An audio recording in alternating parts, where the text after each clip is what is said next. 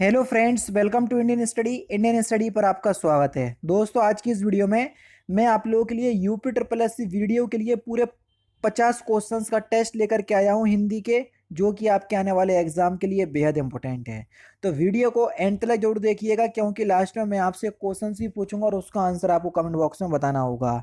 साथ ही साथ इस वीडियो की पीडीएफ डिस्क्रिप्शन में टेलीग्राम चैनल का लिंक दिया हुआ है, वहां से आप प्राप्त कर सकते हैं।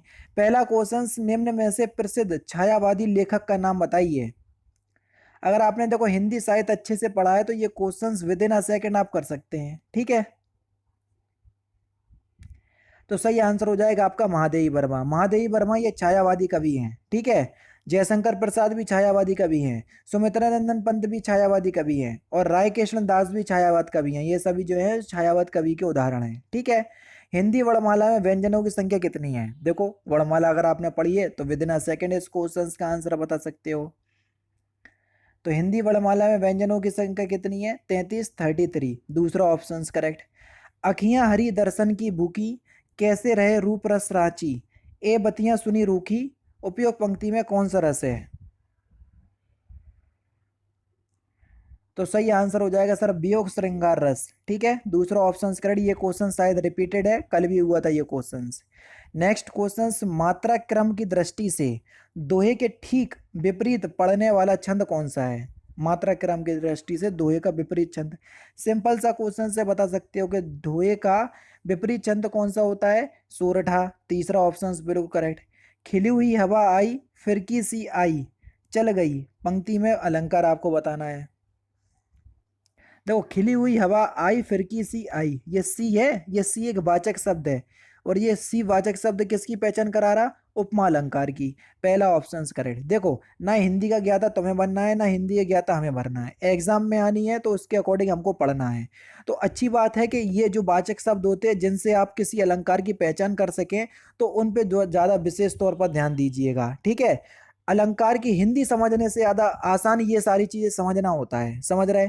क्योंकि छंद देखो कई लोग नहीं समझ पाते हैं, लेकिन छंद समझने से ज्यादा अच्छा है कि मात्राओं को गिनना सीखना। मात्राओं को गिनना सीख लोगे, अपने आप ही छंद आ जाएगा। इसी प्रकार से अलंकार, अलंकार की देखो कुछ अलंकार में तो हिंदी पता करना ही बिल्कुल कंपलसरी है, तभी जाके आप पता लगा पाओगे। ठीक है, लेकिन कुछ अलंकार ऐसे होते हैं जिसमें वाचक शब्द होते हैं, जैसे ज्यों त्यों, ये सभी शब्द जो है वो उत्प्रेक्ष अलंकार की पहचान कराते हैं। ठीक है, मनहु मानो जनहु जानो, ये सभी शब्द। उसके बाद सी हो गया, सा हो गया, ये सभी वाचक शब्द होते हैं, ये उपमा अलंकार की पहचान कराते हैं। ठीक है, यमक अलंकार में आप सभी लोग जानते हैं एक शब्द एक से अधिक बार आएगा, अर्थ अलग अलग होंगे, यमक अलंकार हो गया।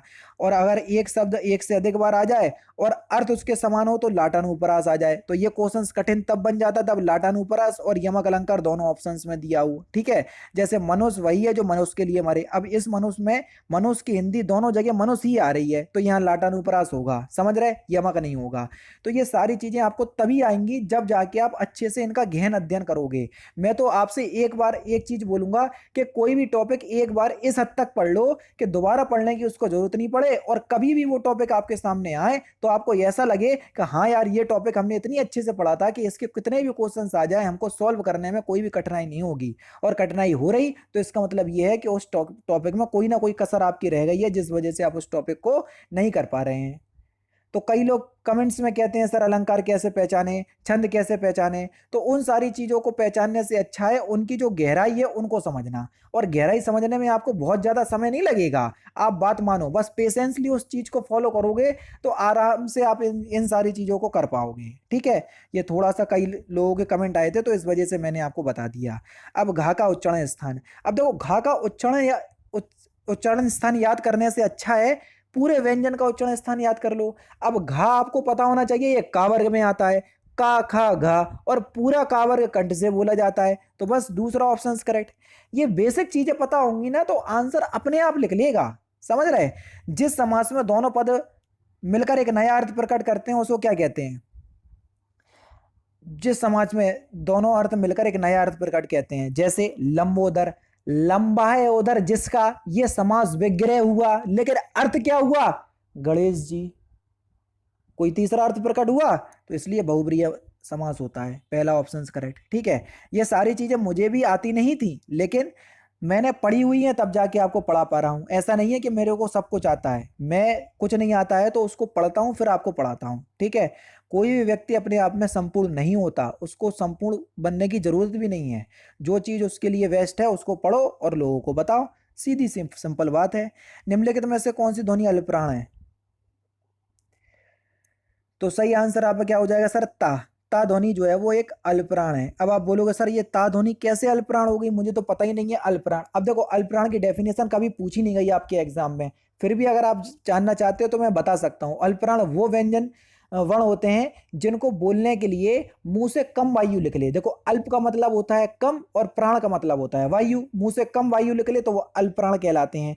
अब देखो हर वर्ग का मतलब होता है का वर्ग। अब देखो जैसे ता वर्ग ही ले लो तो इससे आसानी से ता, था, दा, धा, ना, ये ता वर्ग है पूरा। अब देखो इसको नंबरिंग कर लो, 1 2 3 4 5। अब हर वर्ग का पहला तीसरा पांचवा व्यंजन अल्पप्राण कहलाएगा। पहला वर्ण अल्पप्राण, तीसरा वर्ण अल्पप्राण, पांचवा वर्ण अल्पप्राण, ये अल्पप्राण कहलाएंगे सारे के सारे। अब ऑप्शंस में ता था तो चौथा ऑप्शन करेक्ट हो गया, ठीक है। अब देखो मेरा बेसिकली कार्स जो होती हैं उनमें मेरा इंटरेस्ट है। अभी मैंने नया चैनल ओपन किया हुआ है, दी नेक्स्ट राइड करके, दी नेक्स्ट राइड। अब सब कुछ मुझे कार में नहीं आता है लेकिन मैं धीरे धीरे करके सीख रहा हूँ और वहाँ पर मैं आपको नॉलेज भी प्रोवाइड करवा रहा हूँ। तो अगर कोई लोग ऐसा जो जिनका कार में इंटरेस्ट है तो वो मेरे चैनल को सब्सक्राइब जरूर करें, डिस्क्रिप्शन में भी लिंक प्रोवाइड करवा दूंगा। वो मेरा एक शौक है, ये मेरा पैशन है पढ़ाई, ठीक है। ये मुझे अच्छा लगता है, शौक मेरे को अच्छा लगता है। पैशन मतलब करना मुझे बहुत ज़्यादा जोशफुल लगता है इसको करना।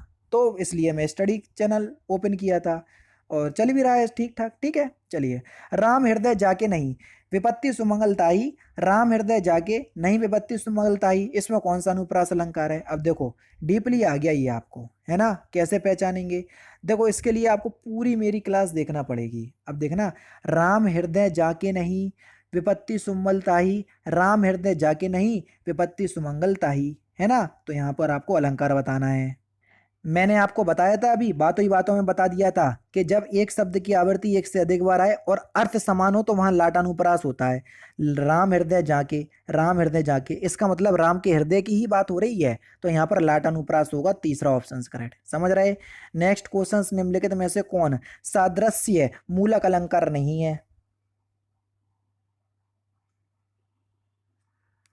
सही आंसर आपका क्या हो जाएगा सर? उपमा, रूपक और उपदेक्षा ये सभी सादृश्य मूलक अलंकार है जबकि विशेष उक्ति अलंकार नहीं है, तीसरा ऑप्शन करेक्ट, ठीक है। रीति को श्रृंगार काल की संज्ञा किसने दी? रीति काल को श्रृंगार काल की संज्ञा किसने दी? तो ये किसने दी? विश्वनाथ प्रसाद मिश्र ने, पहला ऑप्शन करेक्ट। कौन सी दिनकर की रचना नहीं है? मृगनयनी, तीसरा ऑप्शन यहाँ पर आपका बिल्कुल क्या हो जाएगा सर? करेक्ट हो जाएगा। ये वृंदा लाल वर्मा की रचना है, ठीक है। अब देखो सब लोग कह रहे हैं सर वीडियो बहुत अच्छी लगती है, आपकी वीडियो में बहुत ज़्यादा नॉलेज होती है, क्वेश्चंस आपके अच्छे होते हैं, लेकिन मैं आपसे बोलता हूँ कि 500 लाइक कर दो, वो भी आप नहीं कर पाते, तो पता नहीं, चलो ठीक है कोई बात नहीं।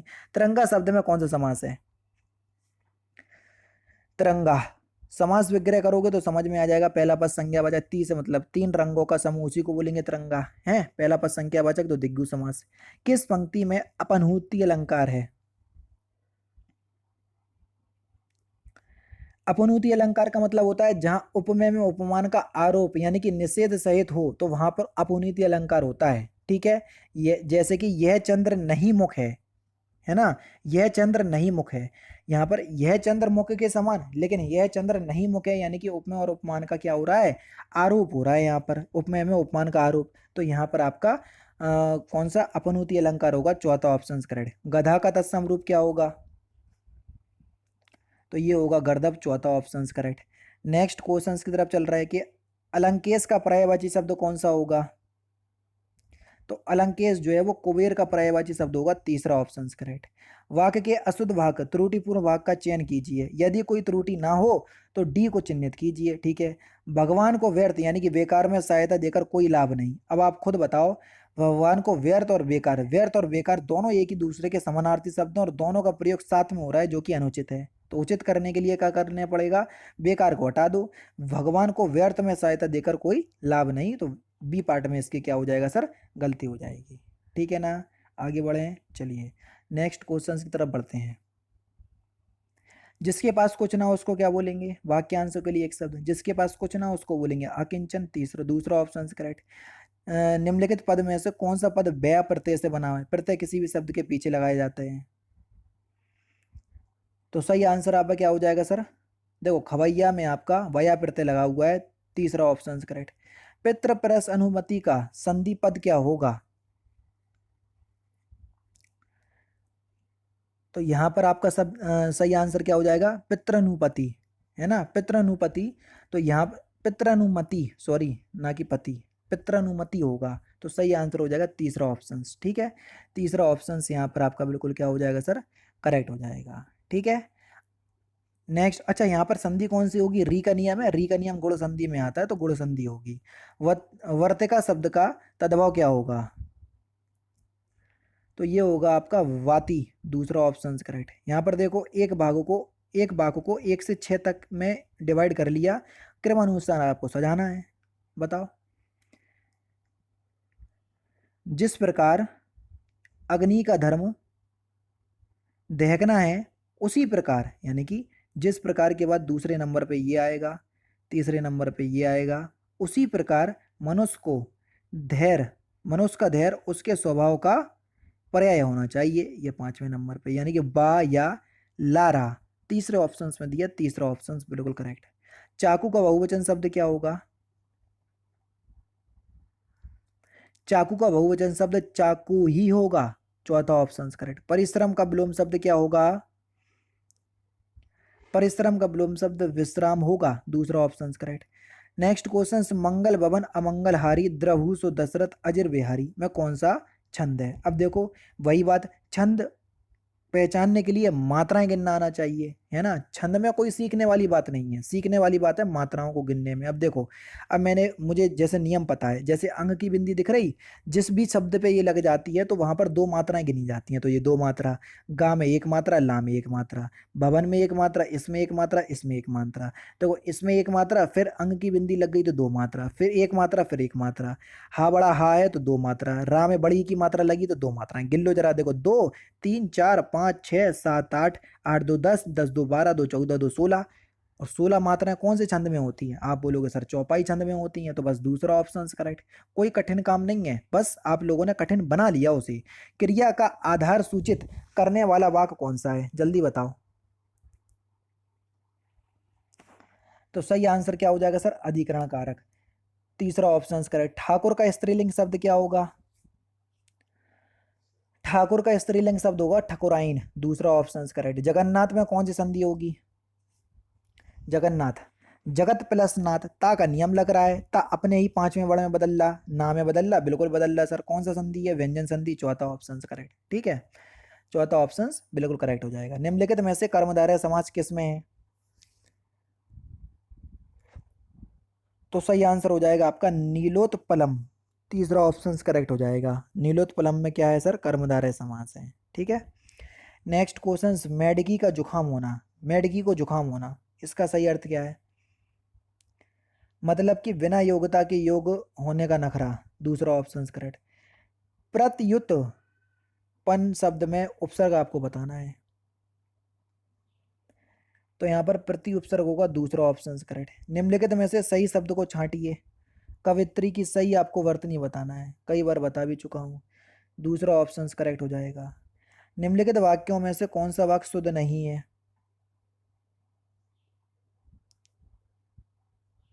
शास्त्री जी की मृत्यु से हमें बड़ा दुख हुआ, पहला ऑप्शन यहाँ पर आपका बिल्कुल क्या हो जाएगा सर? करेक्ट हो जाएगा। ये वाक्य शुद्ध नहीं है, इसका शुद्ध वाक्य होगा शास्त्री जी की मृत्यु से हमें बड़ा दुख हुआ। ये दो दुख शब्द जो दुख हुआ, ठीक है शब्द जो आया है ना, ये नहीं आएगा, बस दुख हुआ है ये मतलब नहीं है। शास्त्री जी की मृत्यु से हमें बड़ा दुख हुआ, यहाँ पर वाक्य जो है वो खत्म हो जाएगा। स्त्री का पर्यायवाची शब्द कौन सा नहीं है? ललाम, ललाम जो है ये स्त्री का पर्यायवाची शब्द नहीं है, तीसरा ऑप्शन यहाँ पर आपका बिल्कुल क्या क्या हो जाएगा सर? करेक्ट हो जाएगा। ललाम का अर्थ होता है सुंदर, ठीक है। स्थावर का विलोम शब्द क्या है? कई बार पूछा जाता है, तो जंगम, दूसरा ऑप्शन करेक्ट। जो परीक्षा में उत्तीर्ण ना हो वाक्यांशों के लिए एक शब्द क्या होगा? तो उसको बोलेंगे हम अनुत्तीर्ण, दूसरा ऑप्शन करेक्ट। आकाश पाताल एक करना, इस मुहावरे का सही अर्थ क्या है? सिंपल सा क्वेश्चन से आसानी से बता सकते हैं। तो सही आंसर हो जाएगा आपका बहुत भारी प्रयास करना, तीसरा ऑप्शन करेक्ट। परिश्रमी सॉरी पश्चिमी हिंदी के अंतर्गत कौन सी बोली आती है? आराम से बता सकते हैं, पश्चिमी हिंदी के अंतर्गत। तो सही आंसर हो जाएगा आपका कन्नौजी। पश्चिमी हिंदी के अंतर्गत देखो कन्नौजी आती, खड़ी बोली आती, ब्रजभाषा आती, हरियाणवी आती जिसको बांगरू कहते हैं, और बुंदेली आती। ठीक है, ध्यान रखना इस बात को। पहला ऑप्शन करेक्ट। रामचरितमानस में कितने सोपान है? तो सही आंसर हो जाएगा आपका 7। ठीक है, 7 कांड है। बालकांड, अयोध्या कांड, अरण्य कांड, और किंसी कंदा कांड, सुंदर कांड, लंका कांड और उत्तरकांड, ये सभी 7 कांड है। ठीक है, निम्नलिखित में से कौन सी भाववाचक संज्ञा है? मित्रता एक भाववाचक संज्ञा का उदाहरण है, तीसरा ऑप्शन करेक्ट। पुस्तकें धड़ाधड़ बिक रही हैं, धड़ाधड़ में कौन सा ऑप्शन, धड़ाधड़ शब्द में का कौन सा रूप है? धड़ाधड़, ये एक क्रिया विशेषण शब्द है, पहला ऑप्शन करेक्ट। क्रिया विशेषण शब्द जो है अव्यय शब्द होते हैं, अव्यय शब्द अव्ययकारी शब्द होते हैं, इनको बदल नहीं सकते। कुर्सी पर मास्टर जी बैठे हैं, वाक्य में कुर्सी शब्द किस कारक में है? कुर्सी पर कारक चिन्ह आ रहा, और किसकी पहचान करवाएगा? अधिकरण कारक की, चौथा ऑप्शन करेक्ट। संकर शब्द का क्या अर्थ है? संकर शब्द जो दो भाषाओं से मिलकर बनते हैं उनको हम संकर शब्द कहते हैं। जो दो भाषाओं से मिलकर बनते हैं, ध्यान रखना, उसको हम संकर शब्द कहते हैं, इस बात को ध्यान रखना। ठीक है, जैसे पाठशाला, पाठ और शाला दोनों अलग अलग भाषाओं से मिलकर बन रहे हैं, इसलिए ये संकर शब्द कहलाएगा। ठीक है, नेक्स्ट क्वेश्चन, सदा सच बोलने वाला। जैसे मैं आपके सामने लिख दूं रेलगाड़ी, अब देखो रेल जो है ये इंग्लिश भाषा का शब्द है, जैसे रेलवे में आप रेल ऐसे लिखते हैं ना, और गाड़ी, गाड़ी हिंदी भाषा का शब्द है, तो दोनों ही अलग अलग भाषा से मिलकर बन रहे हैं ना, तो संकर शब्द कहलाएंगे। सदा सच बोलने वाले को हम क्या बोलेंगे? सदा सच बोलना चाहिए, सॉरी, सदा सच बोलना चाहिए, ये किस प्रकार का वाक्य है? ये एक इच्छावाचक वाक्य है, दूसरा ऑप्शन करेक्ट। और लास्ट क्वेश्चन के निम्नलिखित में से कौन सा मिश्र वाक्य नहीं है? अब मिश्र वाक्य पहचानने का मैं आपको एक तरीका बता दे रहा हूँ, कि जिसमें आपको और ना दिखे, जिसमें आपको सॉरी जिसमें आपको और दिखे, लेकिन दिखे, किंतु दिखे, परंतु दिखे, वहां आपका मिश्र वाक्य होगा। जिसमें ना दिखे तो वो नहीं होगा। सिंपल सा क्वेश्चन से आसानी से पहचान सकते हैं। तो इस क्वेश्चन का आंसर आप मुझे कमेंट बॉक्स में बताइएगा। तो दोस्तों ये थे आपके 50 हिंदी के इंपॉर्टेंट क्वेश्चंस, जो कि आपके आने वाले exam UP triple S video के लिए बेहद इंपॉर्टेंट हैं। वीडियो अगर आपको अच्छी लगी हो तो प्लीज़ दोस्तों वीडियो को लाइक और शेयर जरूर कर दीजिएगा। मिलते हैं फिर नेक्स्ट क्लास में, नेक्स्ट सेशन में। जय हिंद, जय भारत।